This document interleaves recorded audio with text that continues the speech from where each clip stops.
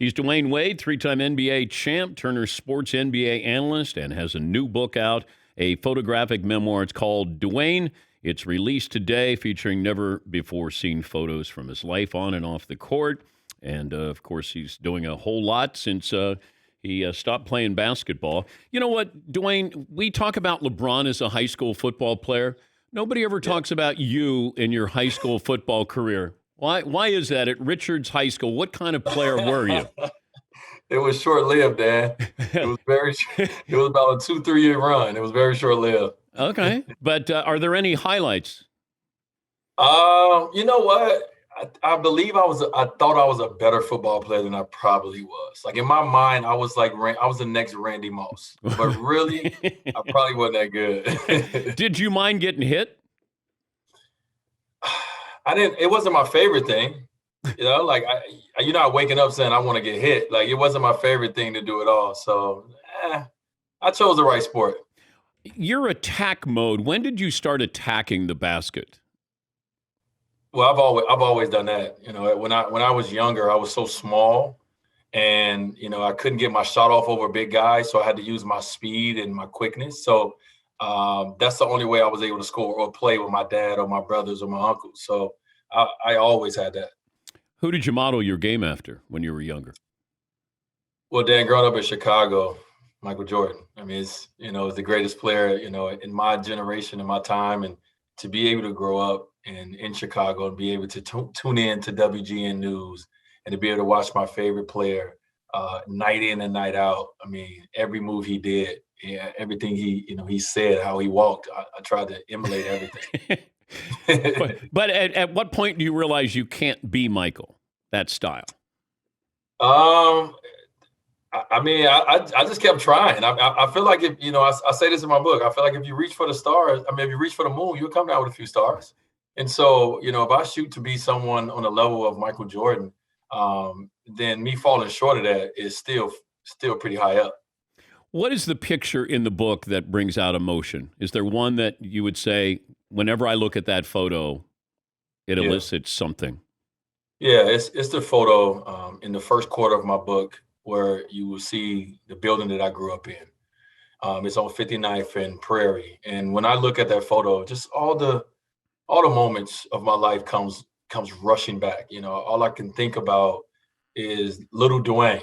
I can think about Dwyane, and I can think about everything that his family, was going through, everything that he went through, everything he's been through, and to be here right now. So I can look back at that photo and I could be proud of my journey, but I also could look back at that photo and see the responsibility in my journey, because I know that there's other, young Dwyanes out there that needs the same thing I needed, and they need that idol, that vision, that image. Because you make a wrong turn, you make a wrong decision. Like it's different where you grew up. If you make the wrong choice, it could be something really serious, something really bad. Mm-hmm. Did you have sort of somebody who was watching out, a guardian angel watching out for you?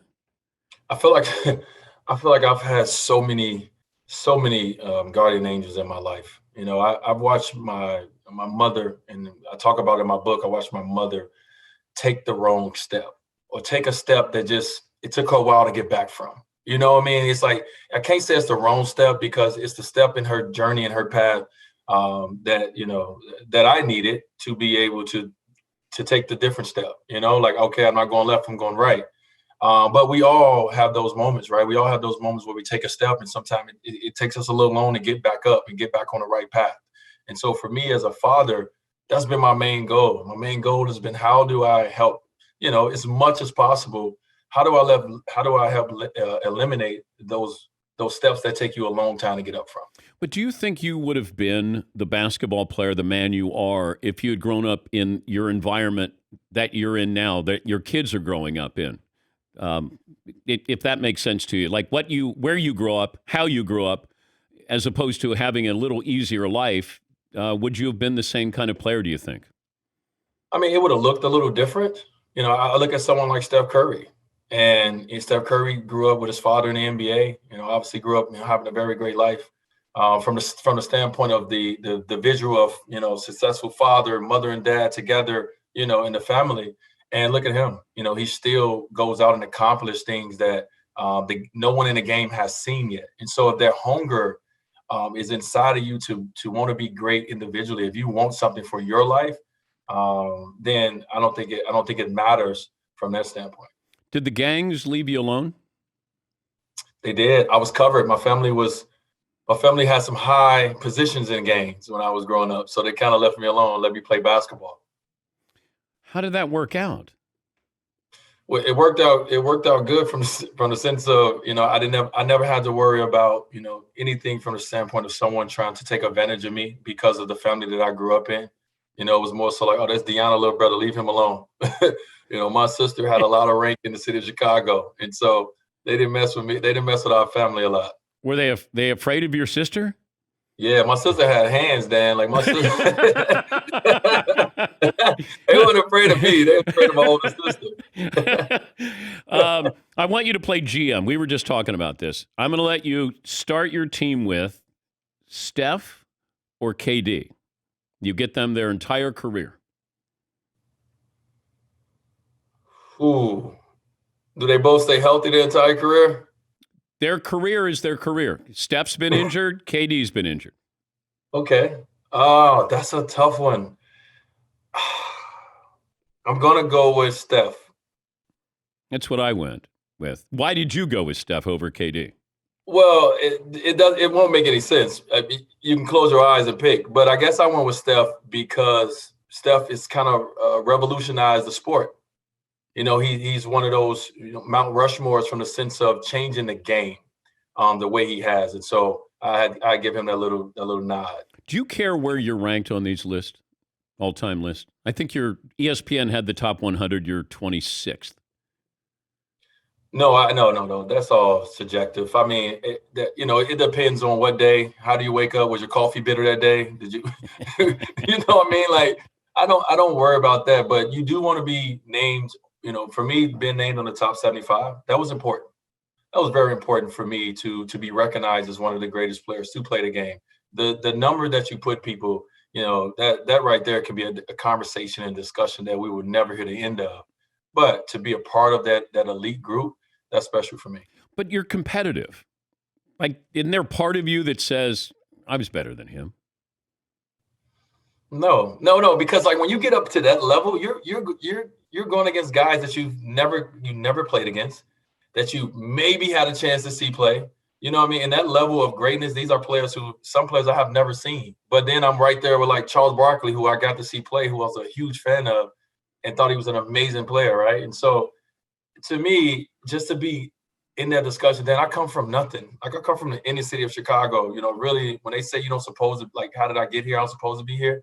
It's literally been a lot of things that's tried to knock me down and not allow me to, to be standing here. So to be still standing and to be on that list, I don't care where you put me. What was it like first time you met Jordan? First time I met Michael Jordan, it was a scene out of a movie. Like I was at my draft party in Chicago, and I'm in the party and I'm dancing. My cousin comes and taps me on the shoulder and he say, "Hey, they won't let Michael Jordan in. He's outside." And I'm like, then I'm like, "Stop playing with me." And he was like, "No." He was look on his face, and so we took off. We ran, and so I run outside, bust through the doors, and Michael Jordan is sitting outside on a motorcycle with about 30 or 40 dudes behind him. And it's like a scene out of a movie. And I'm walking closer and closer. And I'm like, this is my idol. Like, this is Jordan. And he stopped by and he said, he just wanted to show me some love. I just got drafted. I'm from the city. He just wanted to show me some love. Did you invite him in? I did, but he was like, no. They already denied me once. Well, we also brought this topic up. You can have Charles Barkley or Tim Duncan. I'm taking Timmy D. Yeah, I did too. Yeah. Timmy D liked to pass. He liked to set screens. Charles was trying to get his buckets. But the thing is with Duncan is he's so great, but nobody can remember a signature play really from him. He would hit a turnaround bank shot, or there was just nothing flashy about him. But he did everything that you would want a basketball player to do. But people still look at him as a top 10. Should he be a top 10 player of all time? Well, I mean, in our in our generation as, power forwards. I Yeah. mean, Tim Duncan, Kevin Garnett, like these guys in our generation. I mean, they're the cream of the crop. And so, to be able, I played against Tim twice in the finals, and the consistency of that guy, the expressions that never change, the ability just to be able to like move on to the next thing, keep your team no matter if you lost in the finals, getting your team back to the finals the next year when they played us in 2014. I mean, just the greatness, of Tim Duncan as a leader. I got a chance to experience it, and it's awesome. Kevin Garnett yell at you on the floor? Kevin Garnett yells at himself. Wait, what do you mean? He's trying to fire himself up? He gets mad at himself? Yeah, like I think a lot of people think like trash talking and stuff is like, because you see moments on TV when a guy get into it and maybe they get a technical foul, but like that's so far in between. And KG would just talk to himself, and you think he's talking to you. He may be talking about you to himself, but he's talking to himself. Did Kobe talk to you? Want to tell you a funny story about Kobe. When I first got in the NBA, like one of my idols, Kobe Bryant, and my 10th game in the NBA, I get a chance to play the Lakers, and I eventually get switched off on Kobe, and I'm guarding him, and he's just like, he's just whistling. He's just making little noises, and I'm like, he don't even take me seriously. Now I'm scared. How scary was that when, we talk about rhythm shooters, scorers, and then once they get going, it's like, you hold on for dear life. Yeah, I mean, just guarding Kobe, especially at the times where he wanted to shoot every shot, and they was going to give him the ball every play, try to guard him. A lot of my teammates got the switch off. I was like, hey, D-Wright, go get Kobe. But I can't imagine what the Raptors must have felt like when he put up 81. Oh, well, yeah, we had to ask Chris Bosh about that. Since Chris Bosh had a front row seat. I ask Jalen Rose every year on the anniversary of that, and he goes, I didn't guard him the whole time. I go, nobody was guarding him the whole time. I think Jalen probably got like 40. He got about 40, 47. But can I say I love the way that Jalen has just, jumped into the funny of it, and the commercial that Kobe and Jalen did is one of my favorite sports commercials, if like there's ever been, just because of the moment and just like not taking themselves too seriously. Who can score 100 points in a game? Will we ever have that? I think we will. I don't know when, but it's a lot of guys that can score 100 points in a game. We got Kevin Durant can score 100 points in a game. Like these guys can score. I mean, it's so many in the NBA that can fill it up.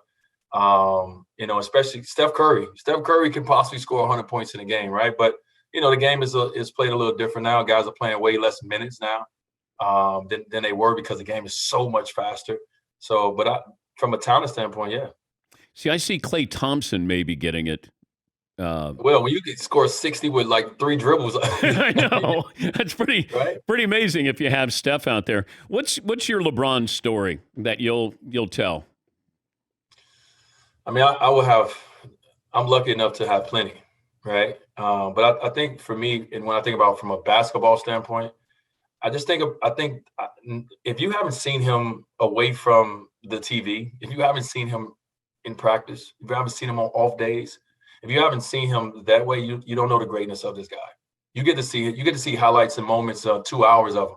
But if you're behind the scenes, you get to see every day of him.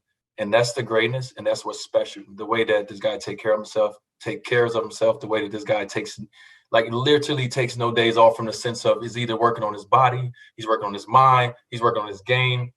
It's just impressive. I watched the guy practice, and do things in practice that you would never probably see him do in the game. And that's the way he approached every day. So it's so special. What kind of athlete is your wife? If you let her tell it, you let my wife tell it. She can do all. She can quarterback. She can shoot free throws. She's a point guard. She played soccer growing up, but ultimately she's just a weekend warrior. That's all she is at this point. Yeah. When's the last time you played a pickup game? No. I don't play pickup. I don't play basketball. You're done. Yeah, like I shoot jumpers, like with my son. Like I go in the gym I'm done. I think what's so good about it and what allows me to be able to be done is that I do have a son who is in the game, and I'm able to part, all my information and my knowledge and my experience and all my stories. He's willing to listen to them. And so I'm willing to give him all of my basketball juices, because my body hurt. My last couple of years, my body was hurt. And physically, it took a toll on me. Mentally, it took a toll on me. And I don't want that life no more. I'll leave you with this, and I don't know if I ever told you this. When I was handing the NBA title to you, you were the MVP. Shaq's behind me, and Shaq goes, "Hey," he always thought I was Craig Sager. "Hey, Sager, let me hand the trophy to the little guy." And so Shaq grabbed the MVP. He wanted to hand you that MVP trophy. It meant you meant that much to him, and he wanted that moment there. So I'm so glad he did. I remember that moment. I remember like winning the championship and being in the back of the line, and everybody was like, "Yo, D, go to the front, go to the front." I'm like, "Why?" They're like, "Yo, you about to get MVP." And I remember seeing Shaq grab the trophy and hand it all to me. And at that moment, I just remembered everything he told me. Like, Shaq told me I was going to be one of the greatest to play the game. Shaq told me I was one of the best in the game. And for it to be 1 year after he came, to be able to be hosting up not only an NBA championship, but a finals MVP trophy at 24 years old, like, thank you. Pretty good. Did he ever run around practice naked? Yeah, all the time. Yeah, I know. there are a lot of guys who are scarred for life because Shaq would come out and run around the practice naked. Yeah, he never got me, but he got a lot of guys. I'll tell you that. Hey, love the book. Congratulations, and always great to catch up with you. Man, thank you. I appreciate it. Dwyane Wade, the book, it's a photographic memoir called Dwyane. It's released today. Never before seen photos of his life on and off the court, as he talked about where he grew up, inner city Chicago,